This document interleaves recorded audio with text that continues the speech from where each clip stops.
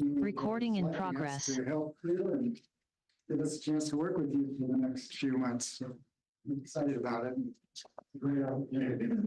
Now what I do is talk a little bit about process and what we're doing and what we're going to be doing and where it might be leading us.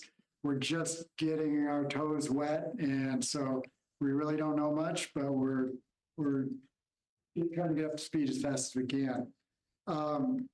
So we've begun the consulting phase of our work, which is really about understanding what the property is, what its strengths and weaknesses are, getting to the place where we come to you with some courses of action where you can choose the one that best suits you. And so in doing that, we're gathering information from every source we can find it. City has already given us everything it has, which is a tremendous start. We're going to outside sources, and we're everything from title to wetlands and everything in the alphabet in between. And with the idea being that no matter where we go on this endeavor, having as much information as we can about the property will give us a good foundation from which to start. We'll be all operating with as full a deck as we can get. At some point, we're going to look for gaps in that information, and we're going to sit down with staff and identify what those are, because knowing what we don't know is just as important as knowing what we do know. And then at some point, we're going to get to the place where we summarize the process involved in order to get to a master plan community as an end result. And so in the context of the zoning code and previous work that's been done. We're also beginning to talk to some people in the market because we want to understand what they want and what they're after. And Ryan is going to talk about that a little bit. And we only have so much we can say because we're just getting going, but we're finding people interested. And go ahead. So what we're doing is we're reaching out to larger scale developers that have been in the market, the ones that have proven examples, whether it be California, Oregon, Washington, Texas, Florida, other areas where they've been able to develop master plan communities and be successful. We're reaching out to them to ask them what are the issues that they had in those developments, what concerns do they have, what are things that the city could have done differently, what are things that they see as potential conflicts or concerns with the Washington market, what are possible ideas or thoughts that they would have for a seller or a possible moving forward, to move it forward in any way, shape, or form. What are things that they would think are extremely valuable? We do have several groups that want to know everything. And specifically, they want to know where it is, what it is, because they are very interested. So what I'm finding is getting those interviews, which I thought was going to be extremely hard, is not.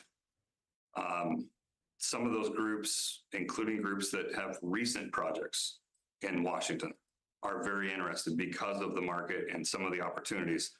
The one thing that I've been told thus far that is probably the biggest thing is flexibility, not only in zoning, but in uses, because they're finding that they've had to change their plan as they got through projects where they thought a certain section was going to be single family or commercial, that it's moved to more of an industrial, or there's been a change in the demand. And so having the mixed uses and having the flexibility has kind of been the biggest push that I've heard. The other is infrastructure. And so those are the two biggest things is the infrastructure there? Will it be there? What will we need to achieve? How much is that infrastructure going to cost before we can turn a dollar into revenue? Those are the kind of questions they're asking at this point. There are builders that would be interested in smaller sites for certain. And so there is, a lot of conversation of, well, is it a master plan community of 1,250 acres, 640 acres, 610 acres, or is it trying to parcel it down to the 200 acre requirement in the master plan community? And so that's kind of what I'm going through with them right now. The other thing that I've done is made contact with a neighboring property, which their spokesperson is Robert Mack, who is, I don't know if you remember, former King 5 News investigator. But he is their spokesperson. His family, his wife and her sister and her father own it. The father is based out of China. And so they do not have, and one of them is in Vietnam. So everything goes through him, and then it kind of takes 2 or 3 weeks. But he has given us approval to tour his property. He is working, we're talking to him about potentially joint marketing, what options we might have, whether they will sell it, whether they would consider working with the city. And so that's going to be a part of what we come out to at the end. Yeah, so that's a nice segue into, when we come back to you next time, we will have hopefully thoroughly understand the property best we can. And we will have developed a list of courses of actions or scenarios that could be pursued or directions that you could take. And our goal is to identify all the rational approaches that you could pursue from selling the property to partnering, to the city being a master developer, to holding the property. So our goal is to create a series of paths that you could logically choose to go down and give you the opportunity to make decisions about how you want to go forward. As part of that, or as we're doing that, if the decision is to go ahead and market the property and try to bring in a master developer, we'd want to set out a series of goals for that property disposition process that are consistent with where you want to go. So courses of action and the goals that go with those are what we hope to come back to you with in a little bit of time. I don't know what the exact timing is, but a month or two maybe. And one of the things we need to do is update our schedule, which we originally provided, but now that we're on board, we can do a little bit better job of that. So that's where we are. Again, just dabbling in the details right now, trying to get up to speed, and want to come back and have some more conversations. Questions? Yeah. More for staff or for the administration side. I guess I'm just a little confused, and pardon me on this. My understanding was that we were hiring consultants that would also reach out to the community for their recommendations, their suggestions, what they want. I'm not hearing anything like that. In fact, what I'm hearing is we're keeping it as one solid property and selling it as one solid property for a master plan community, and not what, as I said, what I've been hearing for the past couple of months of what the consultant was going to do. Yeah.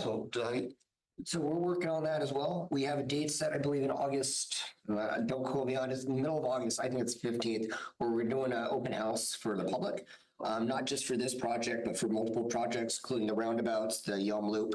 It's just going to be an opportunity for residents to go ahead and, share what their thoughts are on it for this project, for the other projects, and we'll get some feedback from them in that.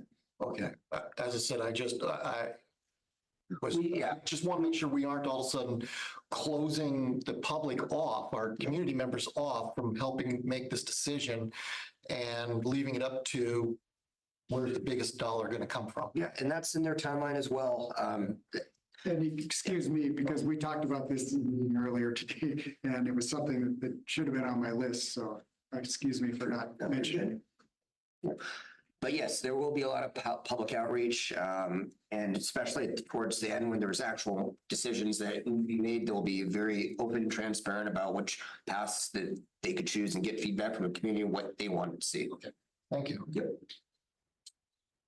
All right. So if we get a list of things that we want in the master plan community and how we want it, do you go to a developer to have it designed for us, or do you guys do the designing? Wow, that's a big question. So the first thing is deciding just that, one, are we going to sell it? Two, who do we sell to? And depending on who you decide to sell to, We might want to keep it all. Yeah, you might want to keep it. Create something, but who would design the creation that we come up with? So if the scenario you're talking about is the city as a master developer, so the city does the planning, spends money for infrastructure, sells off moderate-sized parcels. That is one course of action.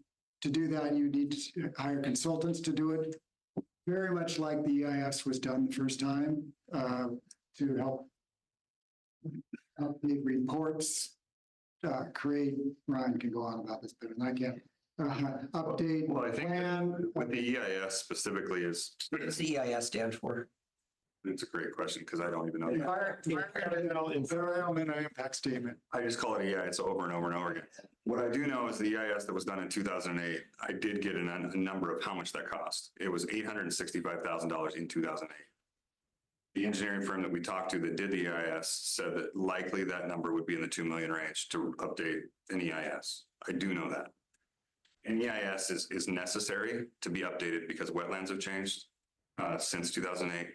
So has the stormwater manual.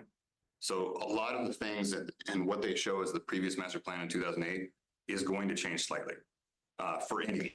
And that would go for the city, it would go for a developer. So an EIS is probably going to be necessary to move anything forward. So this is an awesome question because that's one of the courses of action that we need to identify the pros, the cons, the costs, so that we can come and say, here's the way we see it.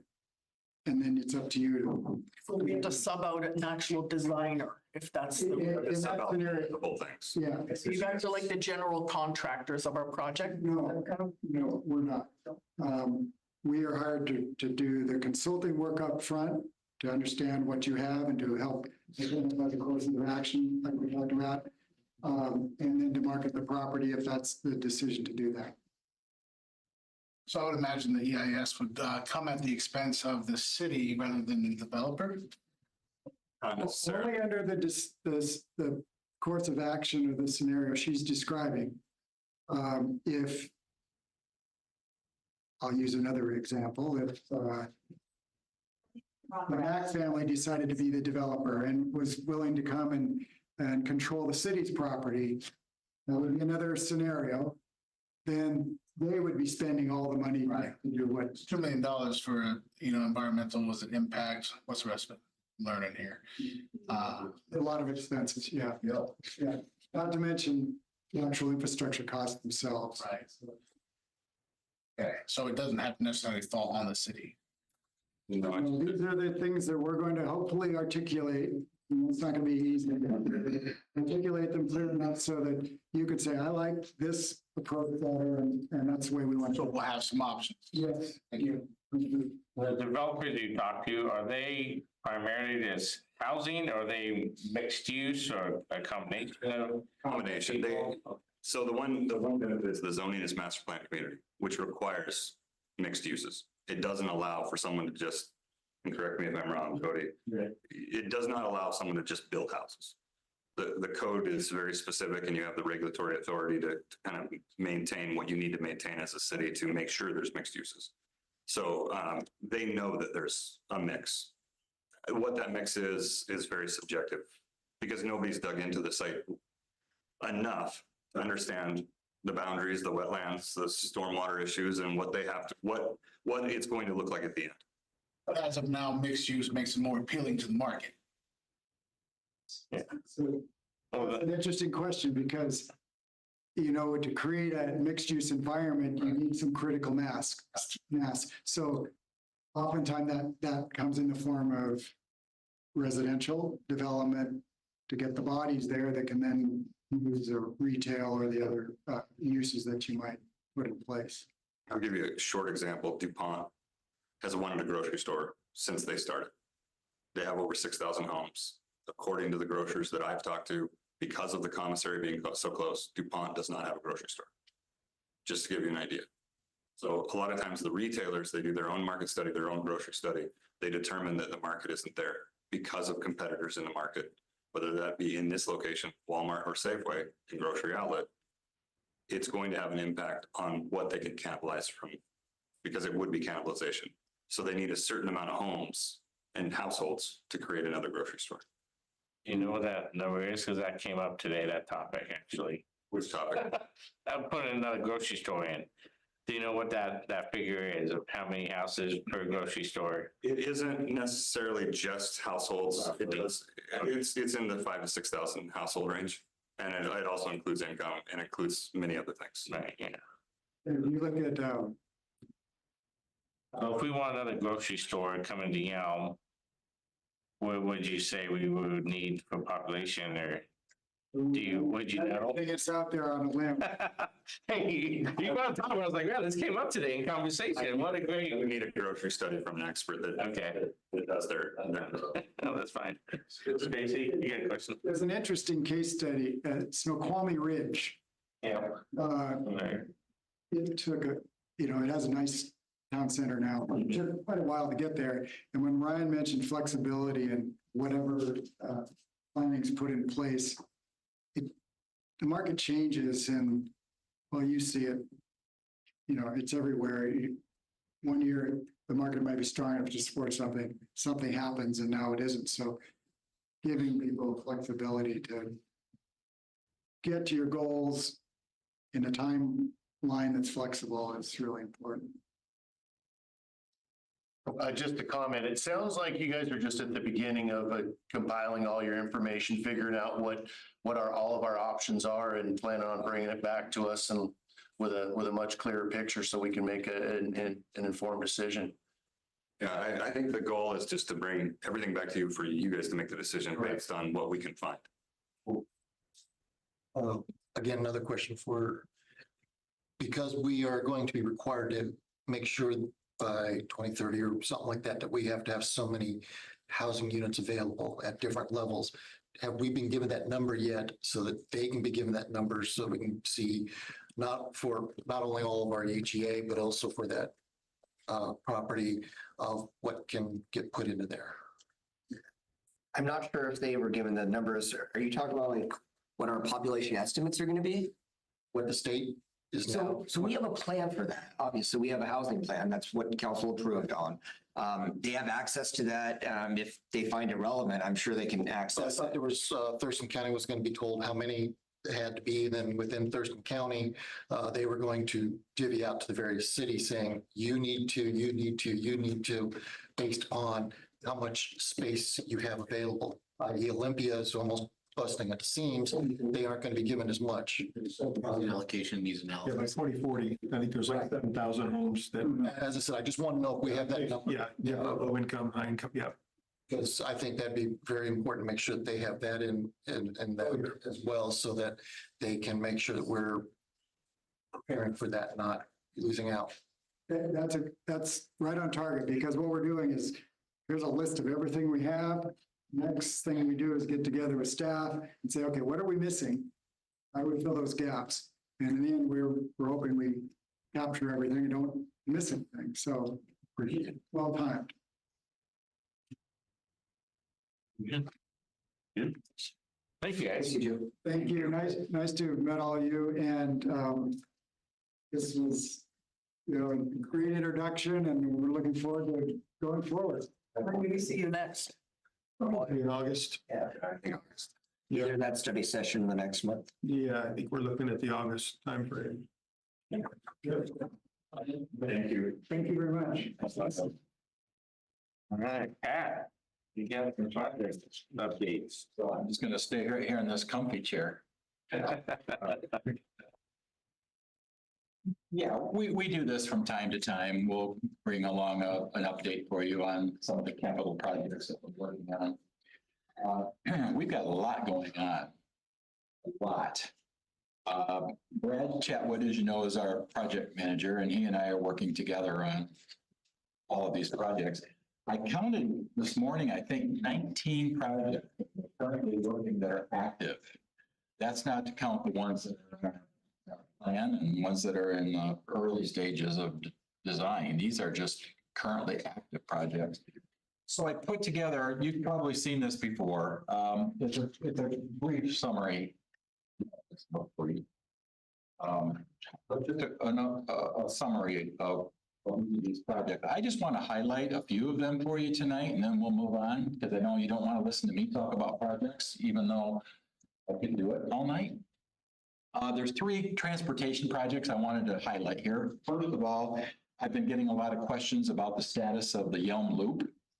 That project is a WashDOT project. That is not a City of Yelm project, although we are a stakeholder in that because there's a significant portion of it that will be inside of our city limit. That project is just about complete in the design right now. They're calling it a 99%. I'm waiting for those final drawings for review here just about any time.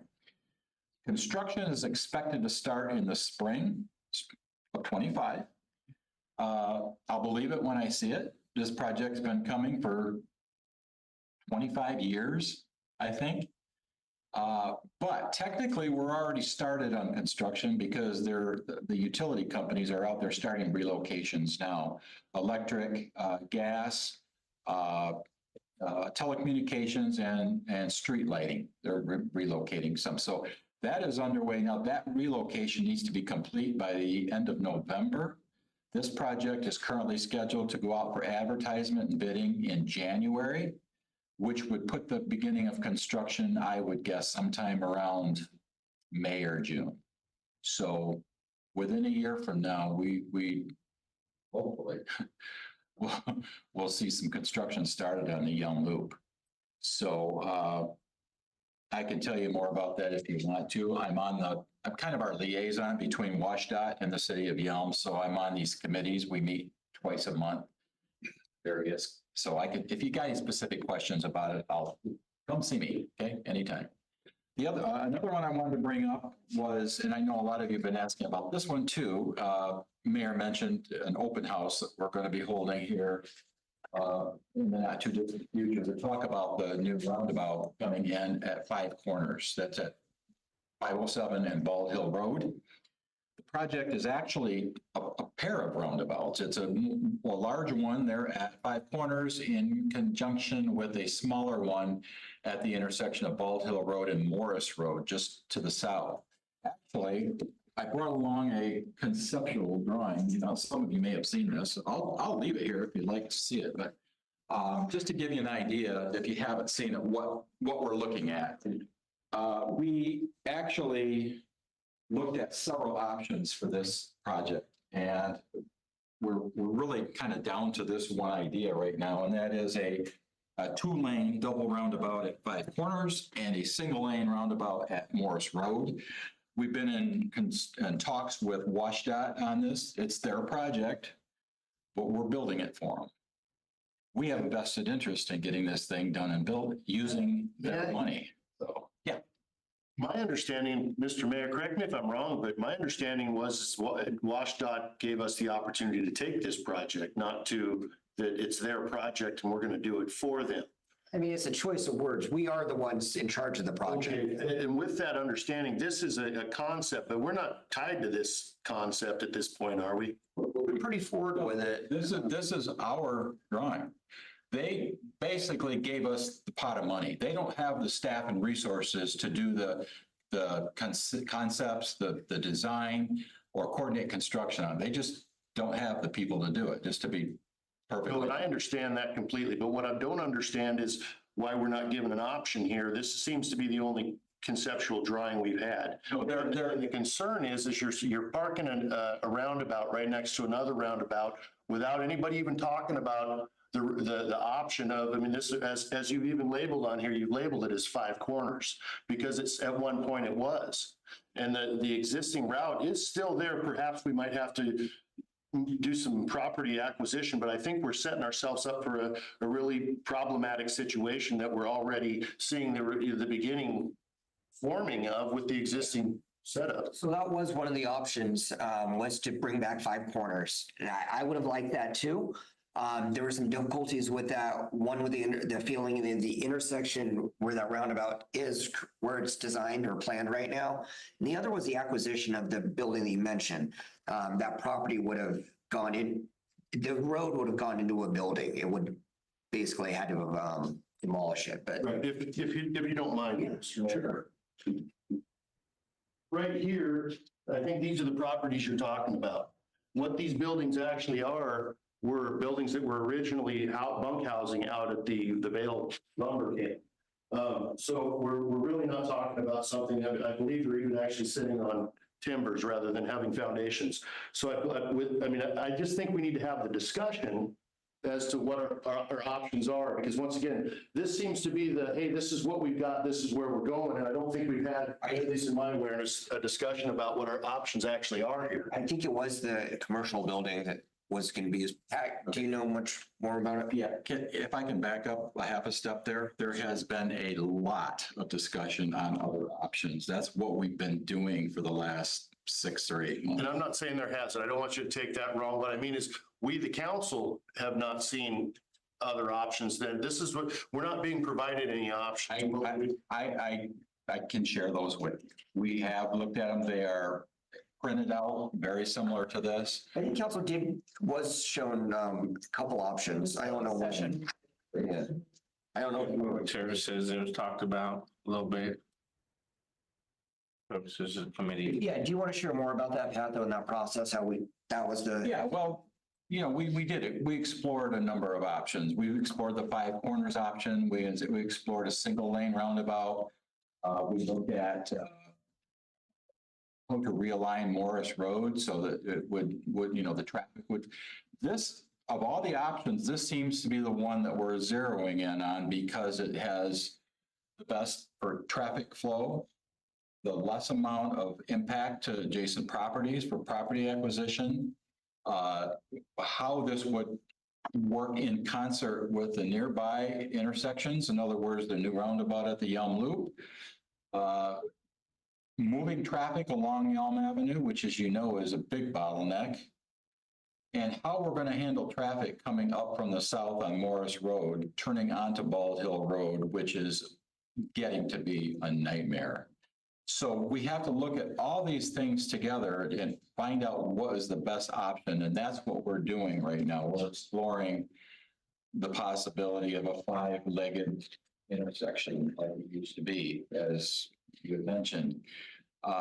So we have a lot of concept drawings. We're working with WashDOT to figure out what's the best option. All I'm saying here is this appears to be the one that seems to be the most favorable. At some point, we're going to need to make a decision and begin design and begin right-of-way acquisition and move into that next phase.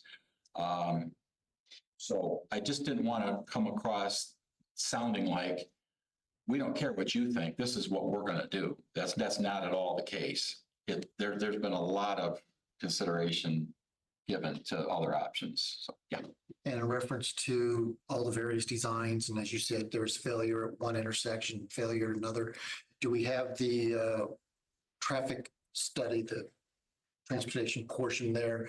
Do we have those, or is it just theoretical thinking of how it will work? No, we have volumes of traffic. No, as I said, I just want to make sure that we have we have the data to show so that when it is presented.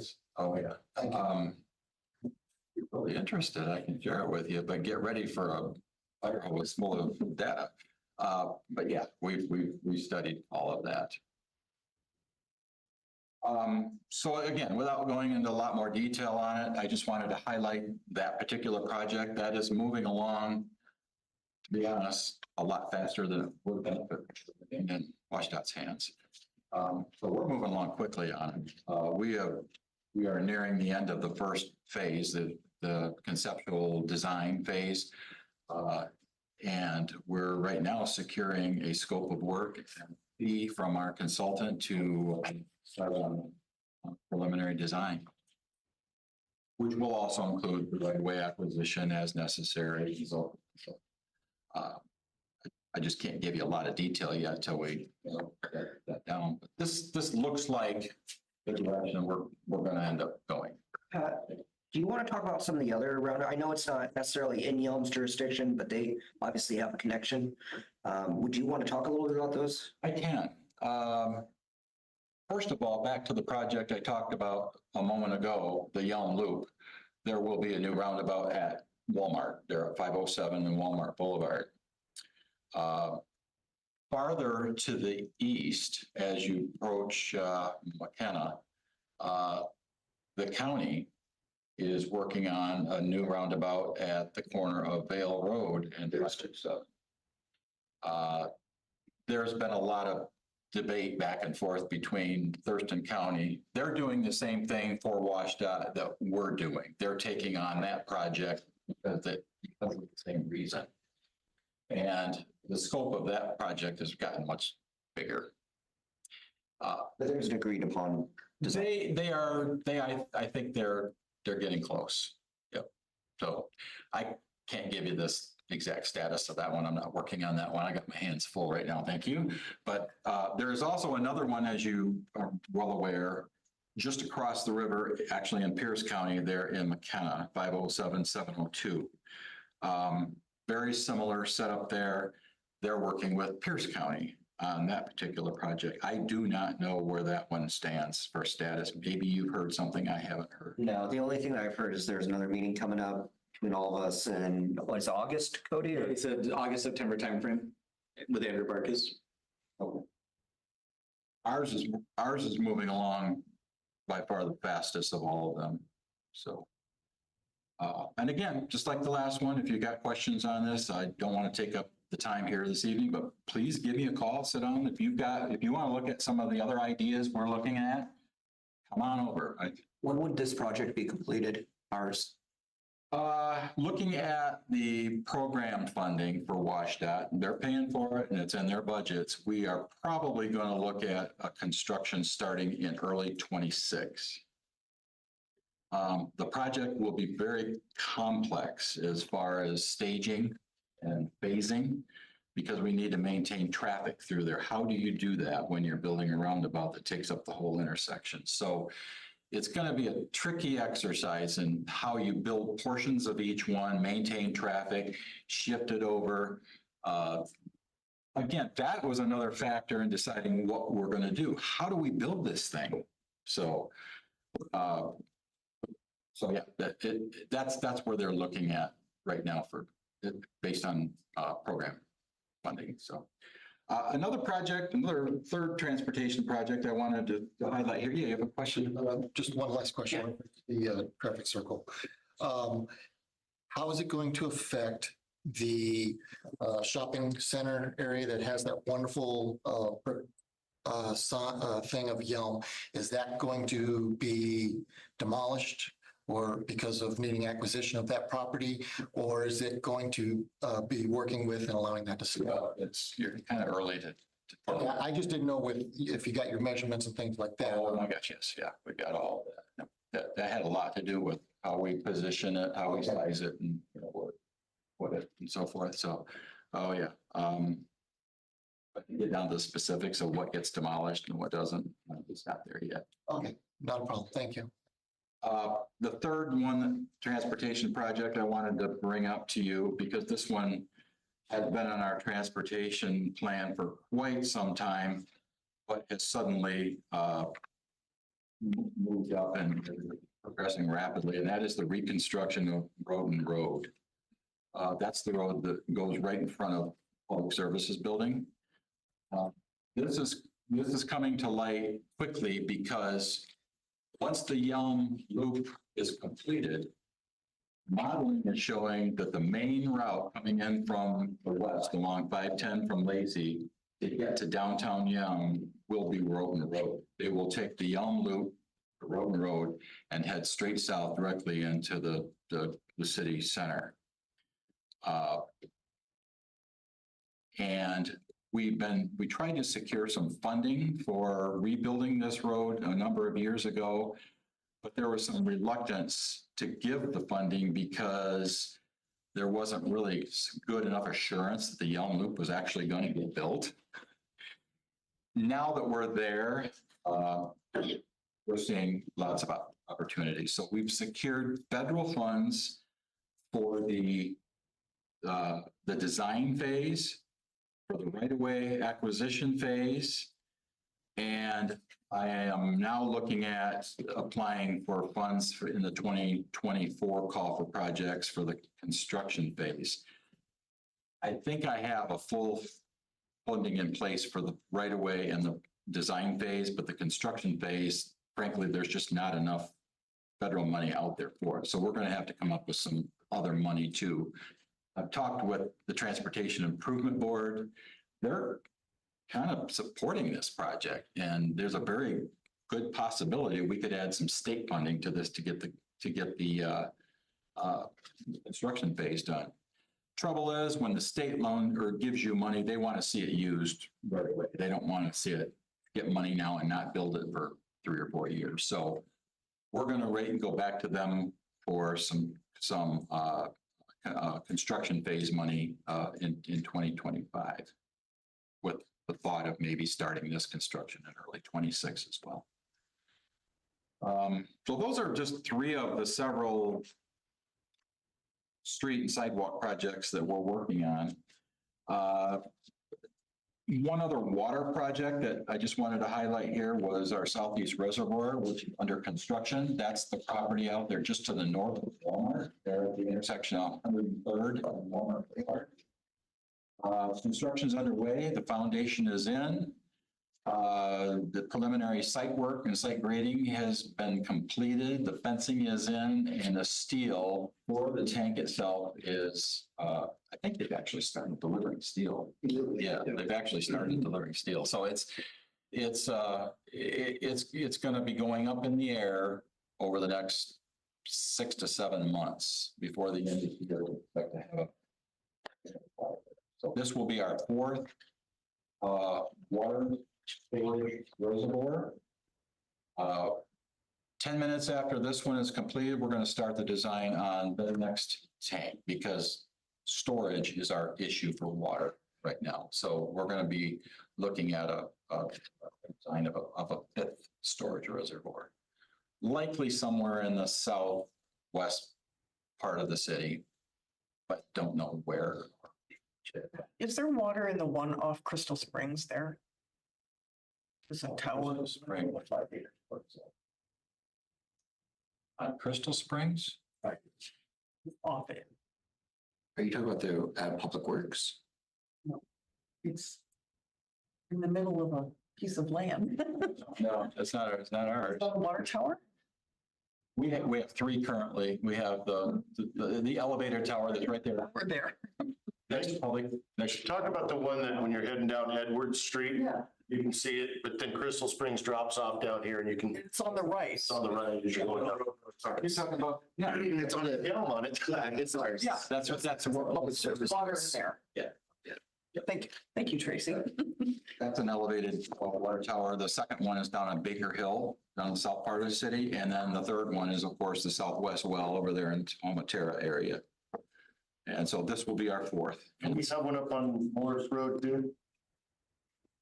Will we have one? Don't we have a, Here's the Prairie, no, they don't have one back there. No. there's a water tower up there. We have those 3 and we're building the 4th. Different project, this question. Saw the ADA sidewalk work by the middle school. Is that city? Is that from that ADA plan, or is that just because we planned it? I wasn't going to talk about it, but yes, we got funding from the Transportation Improvement Board to upgrade 62 ramps. And 2 of them are right outside the window here. Oh, yeah, that was the other place I saw it. I knew I saw someone else going. Yeah, so we're working on those right now. That contract was brought to you here a month or so ago. They're moving quickly on that. So we've got a really good contractor on that. In fact, they came in such a great price. We've got some money left over in our grant. I asked TIB if we could use that extra money to build a few more of these ramps. And they agreed. So we're going to wait till we see how they do on these first 62, because we're going to have some changes, as you know. And then depending on how much we still have left, we're going to add some more to their contract. Will the jacked up pieces be a part of that too? The jacked up sidewalks? Like, no. Just ramps. Okay, just ramps. These are for compliance with, yeah, there's a sidewalks. This is specifically for ADA compliance. With the, and it's just for a small update on the water reclamation facility, I see that it's going to be done for, next year? Yeah, next year, that'll be done. Are we, is it going to be ready to start receiving the sludge and all the other wonderful microbes and solids? Well, that's actually the fifth and final project I was going to highlight here tonight. So I'll give you a little update on that one too. This is our $30 million plus project going on over at the water reclamation facility. This project's been going on for a year and a half already, if you can believe it. If you haven't been over there, go over there, take a look. It's really coming along well. The contractor is on schedule and on budget. The majority of this project is being funded through a loan, a low interest loan, at least the liquid stream portion of it is. We've received a couple of grants for the bio dryers and the centrifuge, the solid stream part of the project. But we have run into one major snag that's a problem for a lot of construction projects across the country, and that is there's a huge back order right now in electrical switch gear, and it's going to delay the project several months until we're going to get it. So what we're doing over there is constructing as much of the project as absolutely we can while we're waiting for that switch gear to come in. Right now, we're looking at January. And once that gets in, then we'll be going back, installing that equipment, tying it in, finishing up the project. So no additional cost for the project, but a rather substantial delay in time. And we've granted the contractor the extra time for that. It's out of his control. And from my understanding, the current system is a septic system. At what point are we saying it's no longer that, but the grinders that then go into the sewer that then starts feeding that? When's that going to begin? Once we get what's known as the headworks in, we don't, the headworks is the first thing that happens in a wastewater process. You separate the solids from the, we don't have that now because we're strictly a liquids processing plant. Our solids all remain in the septic tanks and it's hauled away. Once that's online, we will be able to accept grinder pump effluent and solids. But the plant, it's all tied together. What do you do with it then? And it has to be processed in two separate streams. So we're working on both of those simultaneously. Oh, I appreciate The that. headworks portion of it is substantially complete. But doesn't mean we can start sending grinder pump sewage there yet because we got to do something with it once it gets separated. So, Okay. But we're moving along on that one. So again, if you haven't been over there, go take a look. We're putting on doors and windows and roofs, and it's beginning to look like a real building now.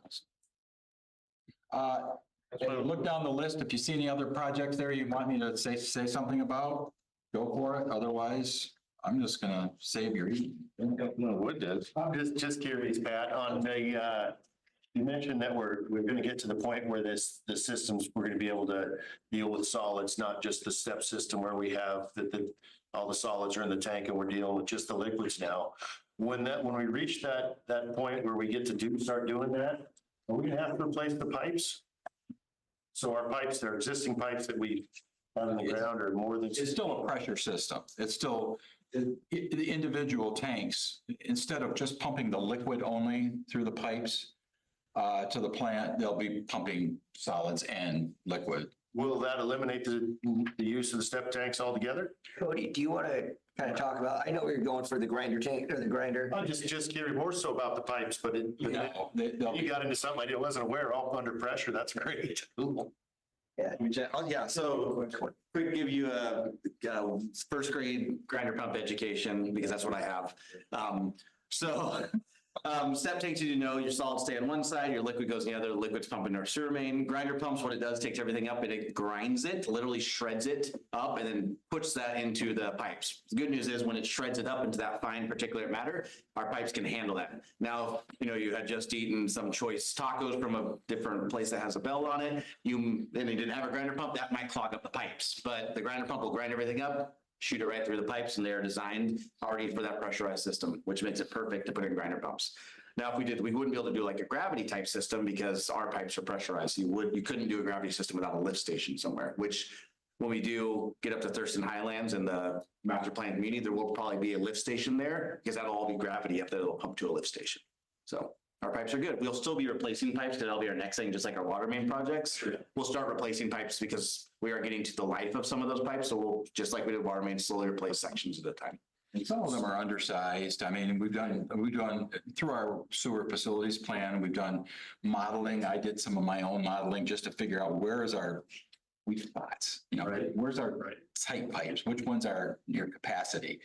That helps us decide what pipes that we are going to replace during the next round of capital maintenance. Same thing with water main. It sounds like we're taking out the step tanks, which is, it's kind of, we'll probably bury them, I suppose, but.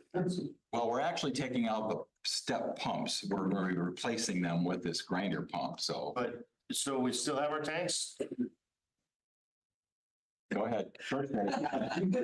So the step tanks can be converted to a grinder. So you can cover up, fill in one end of the step tank, and you can drop a grinder pump at the other side, and that tank can be used as a grinder pump, which is really cool. And the benefit of grinder pumps is they don't require the maintenance from us that step tanks do. So some cities, I'm not going to mention what we'll do, but some cities give you a discount when you have a grinder pump versus a step tank, and that could be, you know, 20 to 90, for example, gives you a $30 discount if you have a grinder pump.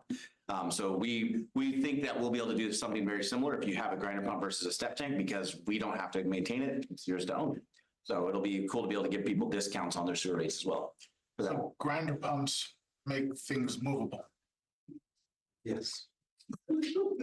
So Grind it up and pump it. no more green things in the yard? So you'll still probably have a green lid in your yard. You would not have two. If you have two, you probably have two currently. You would only have to have one lid in your yard.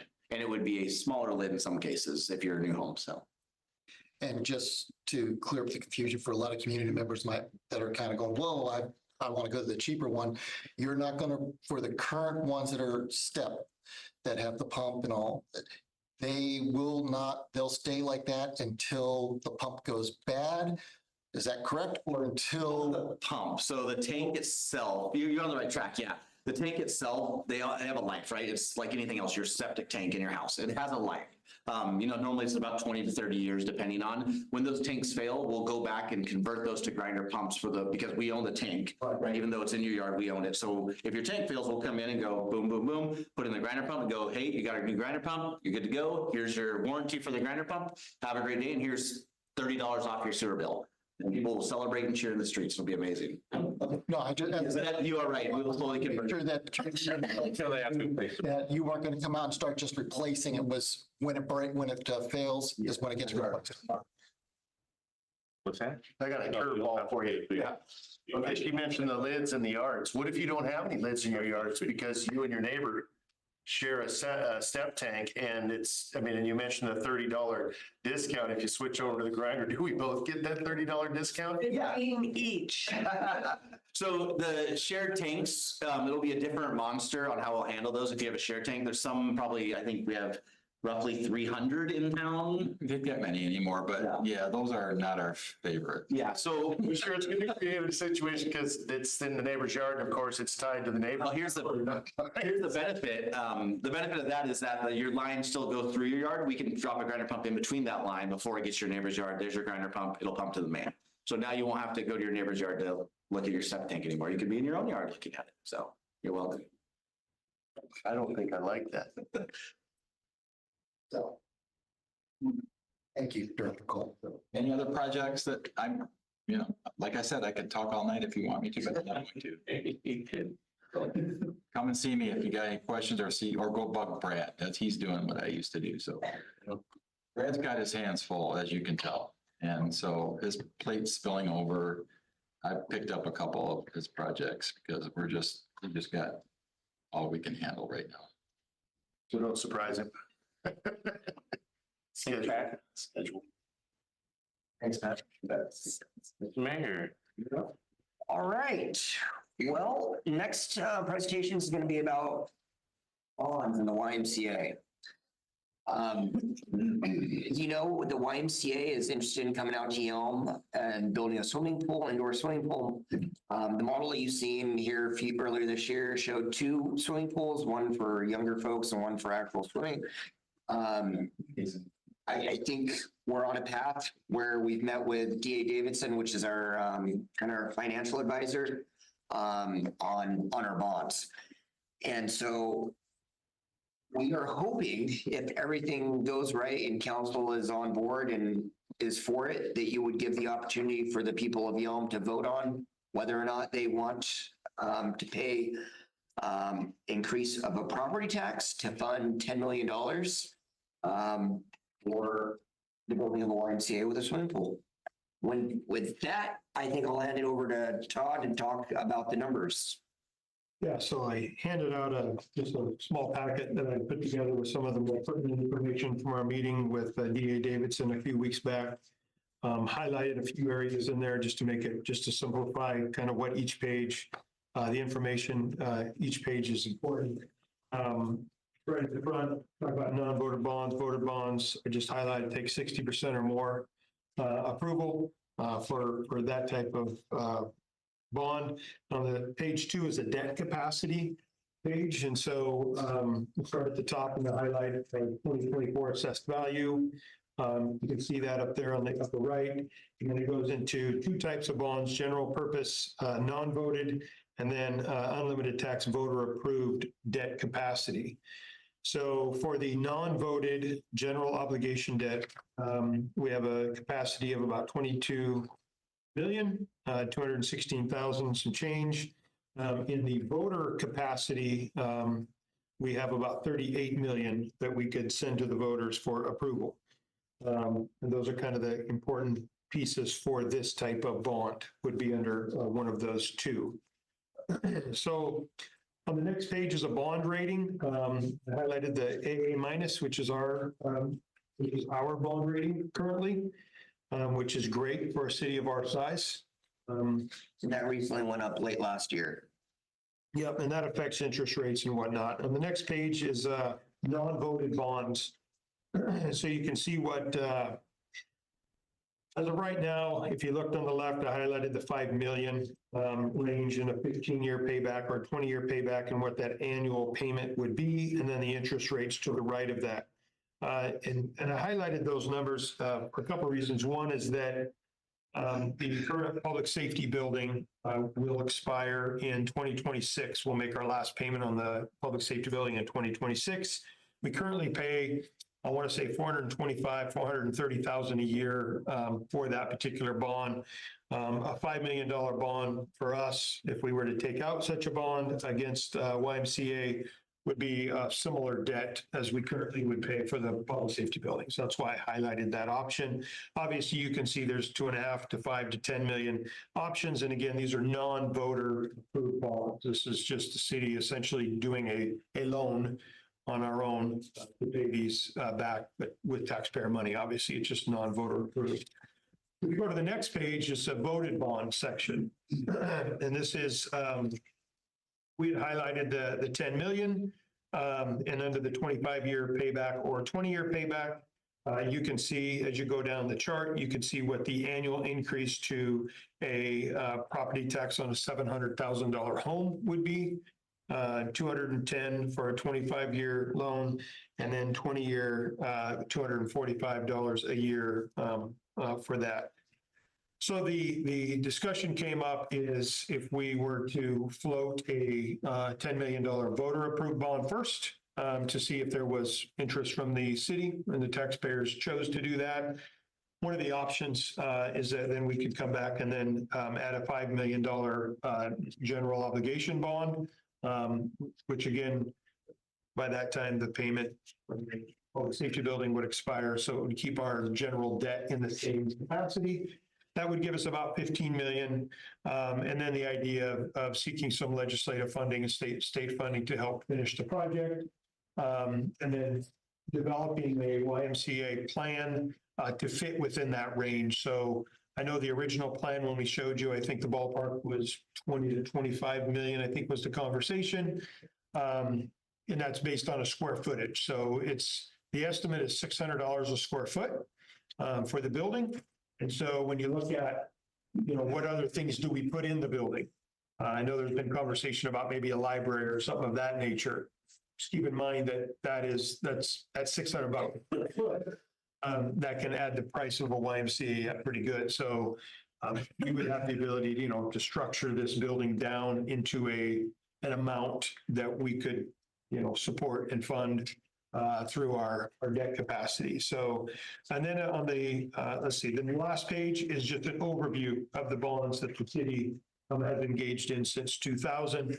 And you'll see the bonds in there for the public safety building, the library, community center, those types of things that are in there. Total debt capacity is, I believe, was 1.2 billion. Is what we have left as far as debt capacity goes. So that is kind of the numbers. Timeline for this, you're up for, so as Tom was saying, if the public wanted to do the $10 million, it would be an increase in their property taxes. It would be voter approved. And it would take a 60% majority. So a large amount of the people inside the city limits would have to vote to support this. I think that gives a path forward to the council, whether they pass it or they don't, whether there's going to be support or not for this project, whether the people of Yelm want this. You'll get a physical vote and you'll see, are they willing to increase their taxes to pay for a swimming pool and a YMCA and all that comes along with that. So at that point, if we want to make, and then at that point, if it does pass, Todd mentioned the $5 million of unvoted bond money. That 5 million, we have the capacity to do so. As he mentioned, the public safety building is going to be coming off about that same timeline. It would pretty much just be a wash. We would just continue those payments as interest payments on that $5 million. If council wanted to go through that option, it would be an aggressive timeline for this year, but we do have a path forward, which would be at our next city council meeting, have it teed up for a resolution to go to the voters. It would be a first reading, so you would be able to discuss, talk about it, get voter input as well if people wanted to testify on it, and we would tee it up for the next meeting after that, the last meeting in July, to whether or not the council wants to send that to the voters and let them decide. With that being said, and then the election would be in November for that. Question for you. Are we looking at with the voter bond and then just continuing on the loan?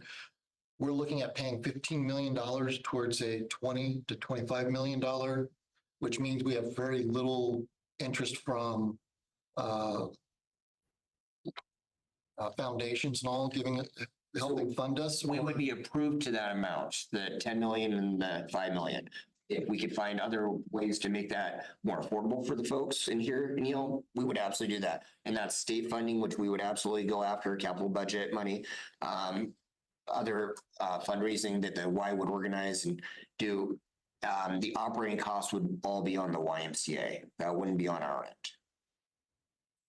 But this is not the total cost of the Y. This is about half the money they need. It's more than half. It's if it's around $20 million, that's about the majority. And then we're still responsible for the land that they put the building on? Potentially. There's other options. If they purchase land, there's been discussion of that in the past. They're open though. The YMCA has been open to making this happen. And so I'm sure they're willing to work with us on how that money works out. And then because I'm curious on the cost of the 10 million, if it the resolution goes through and does not meet the 60% approval, and we go to fund it, is it we're gonna have to do some cuts, or are we going to be raising property taxes to be able to make those payments? I wouldn't put it forward to you if it fails. That, I mean, council can decide if they want to put it up, but I think that's an indicator if it fails, that 60%, less than that the voters don't want it. And I wouldn't, push that. I think if nothing else, it'll give us closure as well, whether or not folks want this or not. Does that kind of answer your question? No, it does. Because my one concern was brought up by Councilmember Crossman a few months ago of that 98597 is 30,000 people within the city itself is 10,000. So I want to make sure that we are, when we go through and put this resolution out, that we are being honest with the people of what all is happening. Yep. So. And this document will be open for the public as well. We'll share that. And during our presentations next week and the following two, we'll present that information as well and hear testimony from residents on what they think about it. No question. Sorry. The last YMCA presentation, I thought that said the total bill cost like 30 to 40, but they're hoping to get half of that from the city. You say that again? The last presentation of the YMCA, I thought they said the total bill cost was between like 30 and 40. I can't remember the exact figures, but the city's portion would be closer to 20 of that. And the rest would be fundraiser and other items. Yeah. Or we kind of back to 20. So as Todd mentioned, we can lower that amount, but if we don't necessarily have to have the library in there, we don't necessarily have to have other meeting space, room space like that, which could lower the cost a little bit, a square foot. How much does it cost to run this bond for the voters to the city? So we budget for that and it varies. The general election is the cheapest option for us. And it's, I want to say about $1,200 or so, but we do budget about $5,000 annually for that.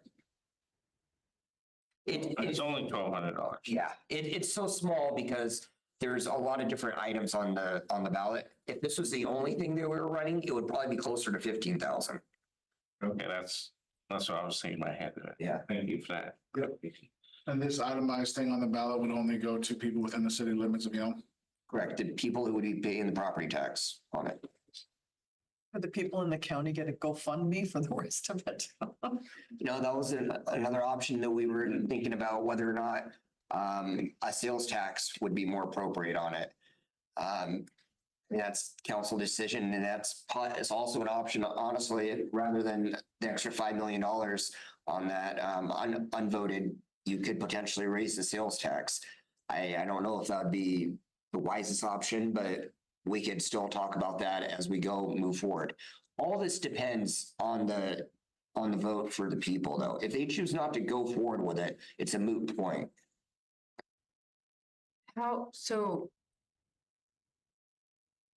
if we didn't pass the levy twice, Why is this is a super wise option, like Yeah. maybe we don't Yeah. actually care That's a about the good- schools, let's just That's a good question. move forward. Yep. That's a good question. Are we looking We at, discussed, yeah, we absolutely discussed that. And that was one of the things that the YMCA brought up, because one of the things that, they said from early on, if they don't support that's what schools. they've Yep. been saying, no, if you have a community that supports your schools, which we did up until, it's like now, what are they saying? Yeah. So the thing that I wanted to emphasize to them and to you is that people in Yelm did support the levy. They did pass it.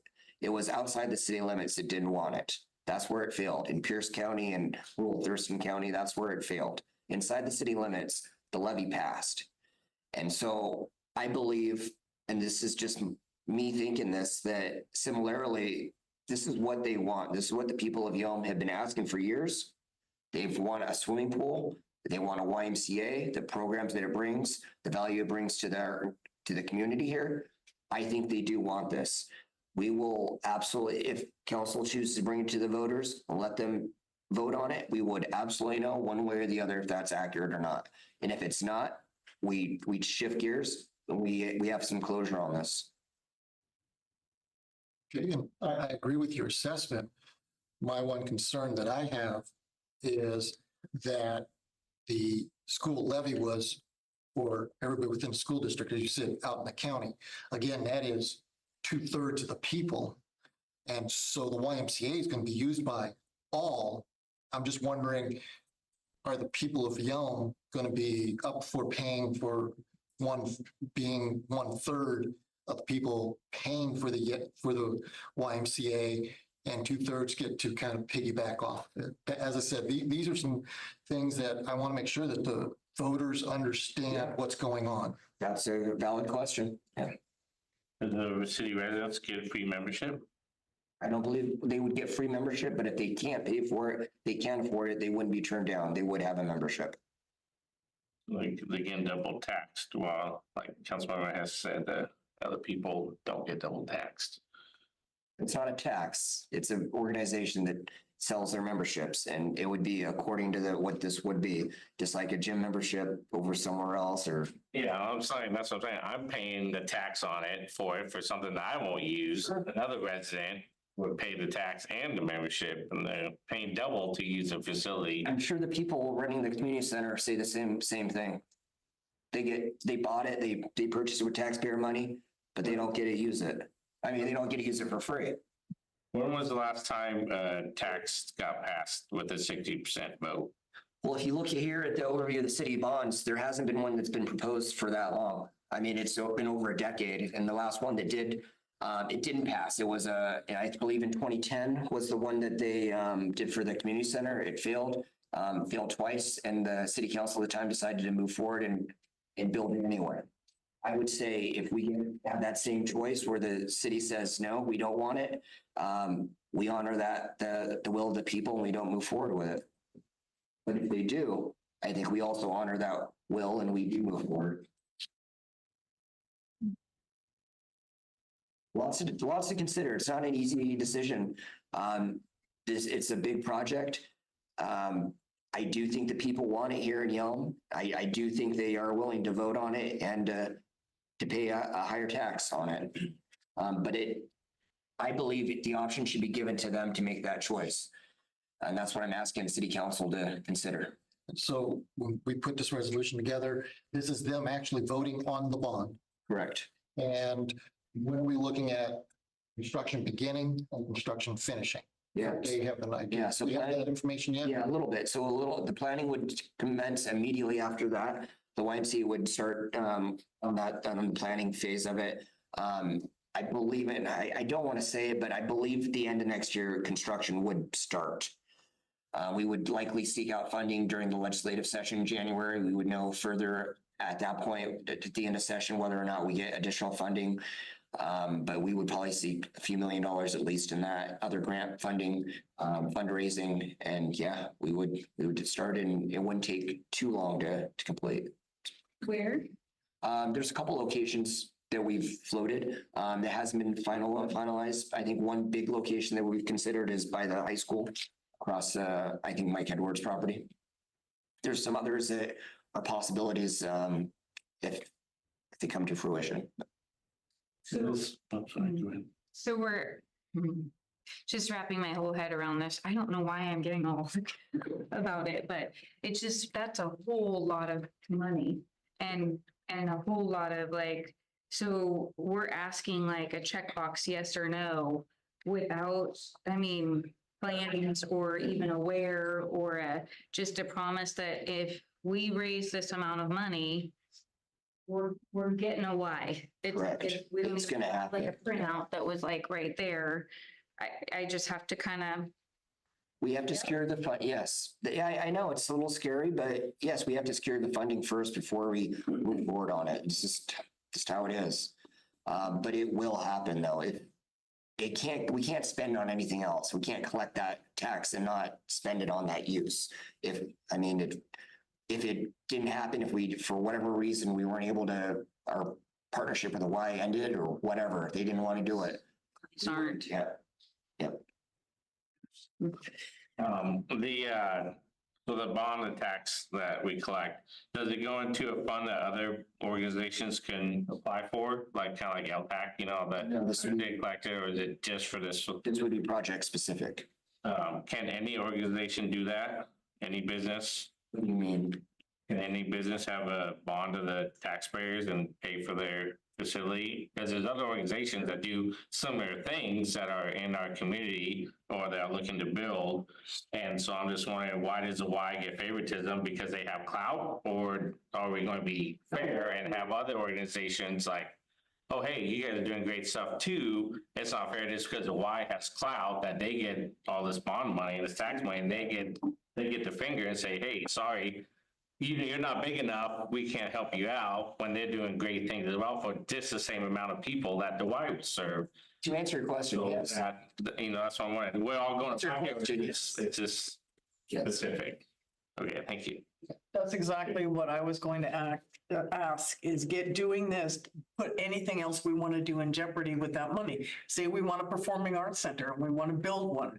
We can put out the question for that, but this is going to. Yeah, again, it's up to, yeah, if Over something it's else. gonna be up to the people. If you think that something, I don't know one example, maybe a giant trampoline business or something wants to come into Yelm and council's like, this is the best thing since sliced bread. We want this in our community. And so you reach out to them, they're on board, say, yeah, you build us a $2 million facility, we'll come to Yelm. And if you think that the people in Yelm would support that, by all means, do it. Put it to a vote to them. I think that this is what will be supported by the city of Yelm. I think the residents will support this. If you think that whatever organization would be supported by a vote of the people, if they want to say, yeah, I'm supportive of raising my property taxes to pay for that. So Absolutely, we can do that. Choice question. Do you want it, this or that or that or that? No. We'll do that. I think, Why or nothing? I do think that people would support this.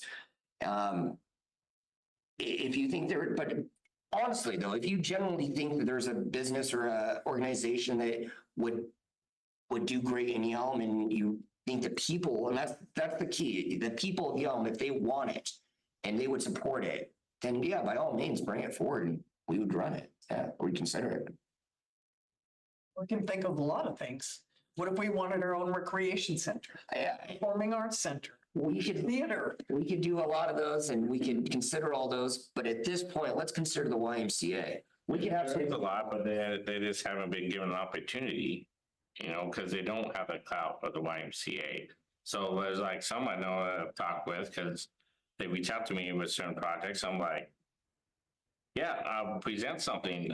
We can certainly look for it, because I don't see why not, just because the Y has a clout, why they should get favoritism. It's not their clout. This is because of me. This is what I wanted since people asked me in 2015 when they were saying, I want this.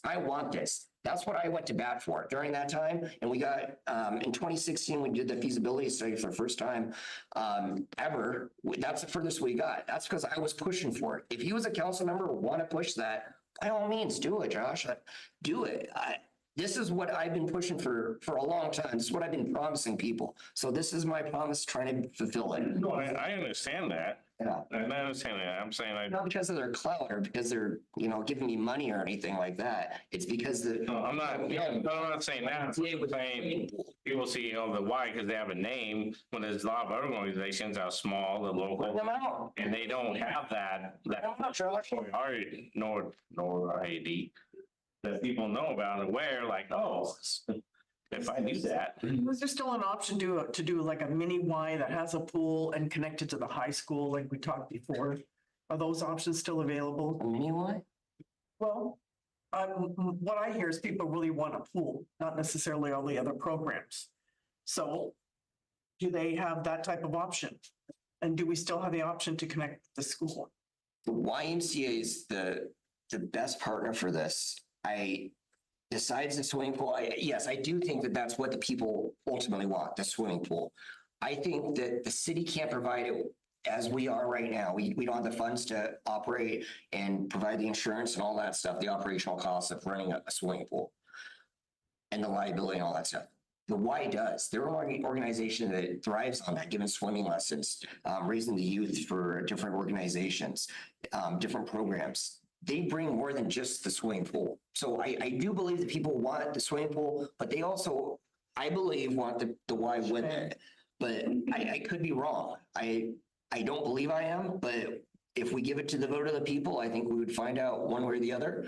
And if they didn't, if there was another organization that, you know, you think that would be a better fit and could do it, maybe we consider that afterwards. But at this point, this is how far we are. We've had so much progress with this. This is the defining moment, whether the council gives the vote of the people or they say don't. And I'm going to put it up on the agenda. So it'll be up to you whether or not you want to allow the people of Yelm to vote on this or whether you don't want them to vote on this. And that's going to be the choice. And there's no backup. There's no backup. This is it. Well, it's just a motion that would fall flat. No, I mean, to the bond, there's no backup. The bond fails. Right. We would not pursue this anymore. There's nothing else. There's no backup plan. To utilize the bond dollars, you mean? No, if the bond fails, there's no backup to make the YMCA happen. Yeah. Yeah, this is all the marbles, All the eggs in one basket. all of them. So what about how come are we not looking at other avenues to get a pool for Yelm? Because I agree, that's the biggest thing I heard is not a YMCA, but a pool. And when I look at other backup avenues to have that. We've looked at others. We've had presentations by other folks. There was I think when Tracy was on council, there was a group that came out and did a presentation very similar that they wanted to bring a entertainment center to Yelm and wanted us to fund it. It's a big sports complex or Sports something. complex. Yeah. It never panned out. They didn't really come back or anything and nothing really happened. We've got so much momentum with the Y wants to do this. They want to come into Yelm. I think the people want it. It just seems like a win-win situation for us. Guess it's just a question. Do you want? Yeah, I'm not against the Y. I'm just saying, I don't see a 60% tax approval happening. I'm just not that optimistic based on the last tax votes we have had. Well, it's. That's why I'm like, if that's a defining factor. I'm like, I don't have the optimism. I'm sorry. Yeah. And as I said, for me, I think it's great to put it up to the people, but I want to make sure that they have all the information, that they fully understand that What the amount is. what the amount is, the fact that they are 1/3 of the population that will be utilizing it, and they're getting no discount at the Y. In other words, they have to show, that they truly can't afford a membership to be able to get the grant. There's just so much. And as I said, that's my one fear is that if we aren't honest with the people, that will all of a sudden turn around and kick us in the butt, just like the community center I did. hear you. With that said, too, the only thing I'm thinking is you let the people vote and they say no. Don't ask them to vote again. Yeah, I agree. And sometimes that's the issue that he's talking about is we voted no on this. Why is it on the ballot again?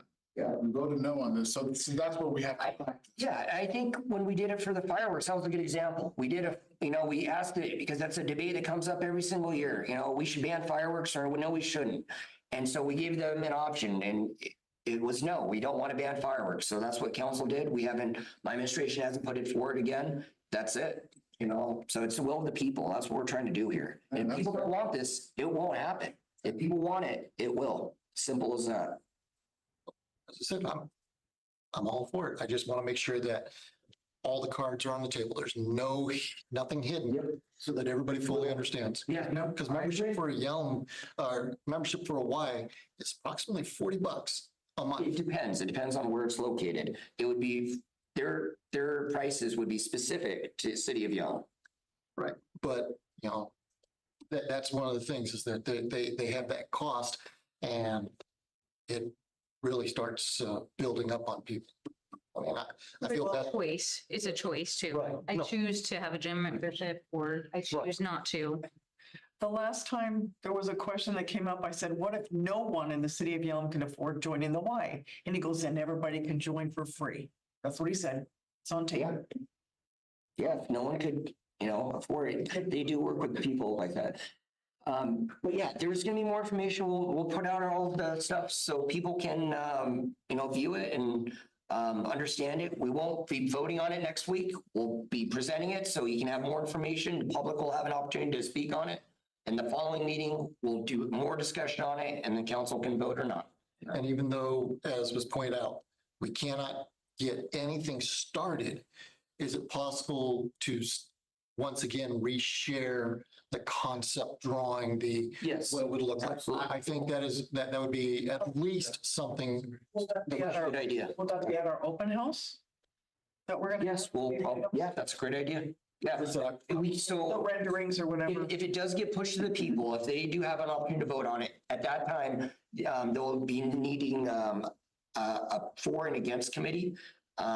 We will not be any campaigning for us, for the city. That's, that's strictly a no-no. You have to campaign on your own time. The committees would have to do their own, but we can be informational. We can say, this is what the cost is. This is what would go up, this would go down, all that stuff.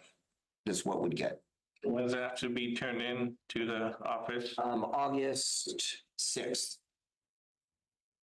So we So have, the second July meeting, we're gonna vote on it. Correct. We would hear it next week, just discuss it, first reading, and then, Are the guys coming back again to present this? Um, Or are you? are you talking about like Kyle Cronk and, I'm sure we could get them to attend, yeah, Next meeting? most likely. To present. I don't think he would drop everything to attend, unless he's like somewhere far away, but I don't think that's the case. He's probably watching us right now. we're not live. We're not live, oh, never mind. No, we're not live. Study sessions aren't live. I didn't know that. I assumed we were. Yeah, I thought we were, but maybe not. Are we live? No, study sessions are not live. We're just recorded and then posted at the end. I don't understand why we don't. So they can, Make it. Just live. Some, we used to, anyway, we'll figure it out. If we're not, we'll probably start I doing. was just gonna say, I know, the only reason I know it's not is because I have certain people that go, how come it wasn't? And I go, it's recorded and then posted. I know sometimes they've done that, but yeah, The meetings are live because public, not have it live. because that's the thing, is that the meetings are live because the people can, actually ask questions, do things like that. This being a study session, we rarely have that interaction. It's mostly for us to be educated on what's about to happen. Okay, so back to this. If we are gonna put it up for a vote, I do think it is wise to put it into the November ballot, because it seems to me that it's substantially less expensive than when we create the special election, because if I remember numbers right, the whole fireworks, interesting, because that's exactly what came into my mind. It was like $4,300 or something like that. That was on the primary, I believe. Yeah, and that was enough to me as a citizen. It was still on the cheaper end too, but we did budget for it. Council has budgeted for them. There's so many other things we could do with that budgeted money, so. And can we also make sure that when you present this, because that validation of 40% from previous years, can we get that number so we know how much Absolutely. we have to have? Yeah, absolutely. Appreciate it. Thank you. Any other questions? All right, good discussions tonight. Good, a lot of good stuff. No. Not on this, though. Josh is. I'm sorry. Study session. We have so many good projects on the books that the people out there are listening to and they want to participate. And is there a way that, Lynn, you already do this on the website? Where is a place where people can write in about their comments, about the 640, about the why, about whatever we have? Yeah. That already exists. It's called emails to us. Comments to council, I think comments to the mayor is appropriate. There's ways they could view it online. All the projects are online. Other than that, they can call, leave messages. For the people that say, oh, I can't get to an open house or this or that, I want to say this and that. Yeah, I'd How say are we gonna do it? You shoot just an have email to us. Yep, shoot an email is the easiest. Yep. Email to the council. Website, yep, sends to all I just council, thought it could sends be to the mayor. broken down City council at something yelm.gov. for project. Or Yelm. It is, it's broken down and I followed it for 5 years before I got on council. I promise you it's there. Like looking at the tabs, there's drop down boxes, there's projects that you can even click on most of the time. And it'll take you to a little bit more of an in-depth way. There's ways that you can literally click on the council member, email exactly the council member individually. There's so many different ways. That website is really stinking. So is there, say, a 640 portion? Somebody says, I want this for the 640. They can talk about that and yeah, In a absolutely. general way, but no specific category, There's no like where Well, it's, I can go in and say, oh, look at all the changes about the 640. six. there's not much to say about it yet. It's. Are you kidding? On social media, the people are talking. Social media, people talk all the time. There's not much to say on that they just said. We're at the very, very, very much beginning. Well, Like, like in all your comments, it's like, yeah, we're only beginning. I say the same thing too. go check it out. It's We say Is things. that open house, like I said, here next month or, yeah, in August? There'll be an opportunity for people to come out in person to do that. If they want to leave a comment on a card and for us to read over there, we can do that as I'll well. send an email to Yeah. you. Send an email to me, send it to the council. I was gonna say that in reference to social media, when you start seeing these discussions and people are very, passionate about it, just give the email address, citycouncil@yelmwa.gov. Great It idea. will come to every one of us, so we are all able to see what somebody wants to say. Right, so then I have a comment. What do I do? Send it to you? Like everything is dispersed, you know what I mean? Everybody's getting comments about every different thing. No, when you send it to that email address, you get the exact same email as I I get. know, but then what do I do with it? Make sure that goes at. All you have to do is It's his turn. You bring it right You here. bring it right here and you put it, and you ask, Ms. Lynn, This person said this and this person, okay. you can ask the clerk to have it put into Email it to whoever needs to hear it.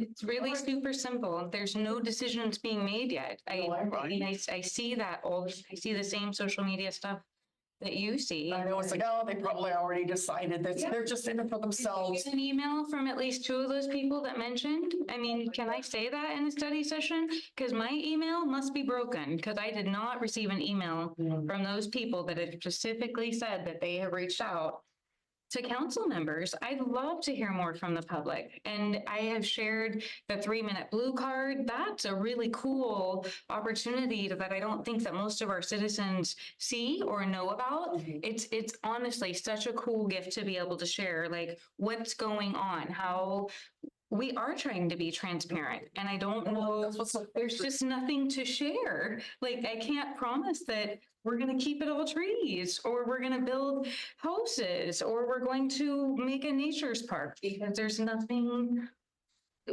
we're still discussing. That's just it. I'm not sure what else to share with the community.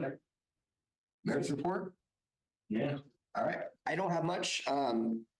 Thank you. I know these are sometimes passionate conversations and topics that we're discussing. I thought this was a really good meeting. It had a lot of good information on it for people reading or watching this in the future. I think it's very informative, this meeting. Thank you for all that and happy Independence Day. That's it. All right. Anybody have anything to add? No. No. Let's hope we all come back with our fingers next week. Do it. All right. Well, I got one thing, I'm sorry.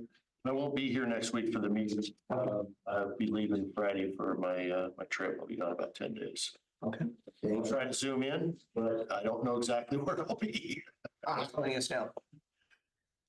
All right. We're done.